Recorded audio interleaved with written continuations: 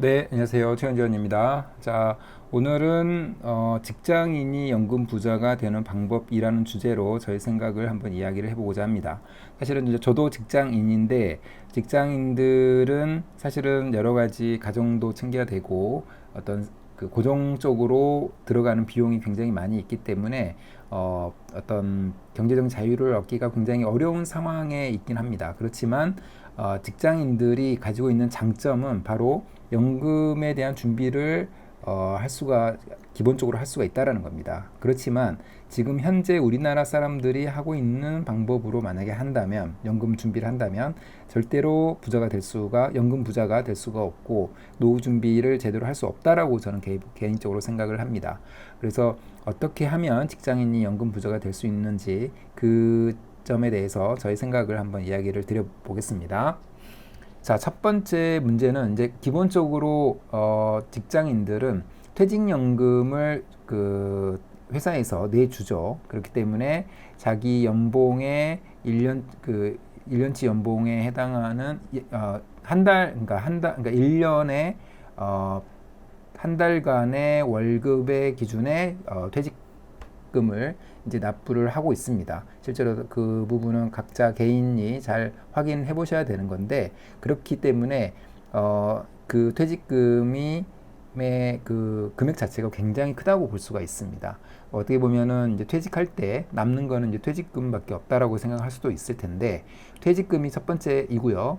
그 다음에 개인연금 역시도 직장을 다니게 되면은 회사에서 지원이 되는 경우가 많이 있습니다. 보통은 이제 직장에서 50%, 그 다음에 내가 나의 월급에서 나가는 게 50% 해서 개인연금도 자동적으로 이렇게 적립이 되는 경우가 많이 있습니다. 그래서 어떻게 보면 퇴직금과 개인연금을 통해서 연금 부자가 될 수 있다라고 저는 생각을 하고 있고 실제로 저와 같이 이제 많이 연금 준비를 하시는 분들은 이미 그 연금 금액 자체가 굉장히 커지고 있고 앞으로도 이제 직장을 추가적으로 다니게 되면은 그 수익이 굉장히 높게 갈 수가 있기 때문에 그 점을 만약에 예측을 하고 해보면은 55세부터 우리가 연금을 받을 수 있는데 그때 충분히 일을 하지 않아도 연금을 받을 수가 있게 됩니다. 그러나 제가 지금부터 말씀을 드리려고 하는 우리나라 사람들의 연금을 운용하는 방법에서 이런 부분들을 고치지 못하면 사실은 연금으로 내 노후를 맡길 수가 없게 된다고 저는 생각을 합니다. 이 첫 번째 이유가 뭐냐면 우리나라 사람들의 98%가 연금으로 받지 않고 일시금으로 받아버린다는 점입니다. 사실 이 부분이 가장 큰 문제라고 볼 수가 있을 것 같고요.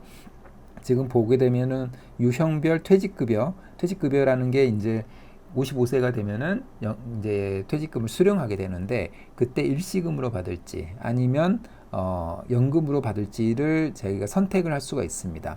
그런데 우리나라 사람들의 대부분은 98.1%죠. 98.1%의 사람들이 퇴직금을 일시금으로 받아 버립니다. 물론 그만한 이유가 있을 거라고 저는 생각을 합니다.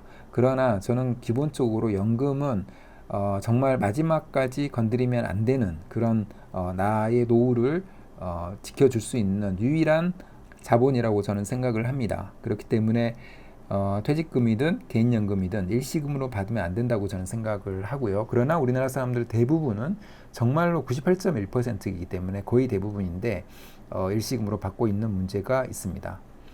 자, 만약에 일시금으로 받아버리면 연금으로 받을 때하고 무슨 차이가 있는지를 보게 되면은 저는 기본적으로 일시금으로 받는 순간 이거는 어떤 특정 목적으로 목돈으로 활용을 할 가능성이 있습니다. 예를 들면 퇴직을 했기 때문에 나의 경제 활동이 중단을 됐고 계속해서 중단된 상태로 갈 수는 없기 때문에 새로운 개인 사업을 하게 되는 경우가 많이 있죠.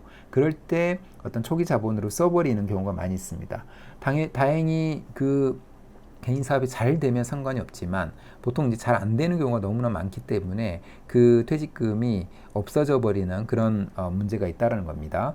두 번째 문제는 바로 세금에 있습니다. 국가에서는 이렇게 퇴직금이나 개인연금을 적립을 하게 되면은 굉장히 그 세금 혜택을 많이 주는데 일시금으로 수령할 때하고 연금으로 수령할 때 그 토해내야 되는 세금이 굉장히 차이가 있습니다.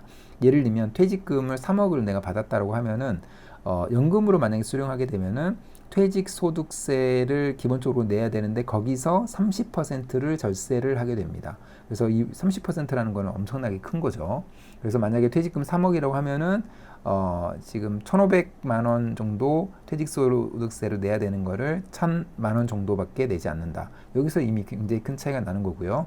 그 다음에 IRP라고 해서 회사에서 내주는 퇴직금 말고 내가 개인적으로 납입하는 퇴직연금 같은 경우에 만약에 이 부분을 이제 이 IRP 납입금도 일시금으로 받을 수도 있고 연금으로 받을 수도 있는데 만약에 일시금으로 받아버리면 기타 소득세로 잡혀서 16.5%의 세금을 내게 됩니다.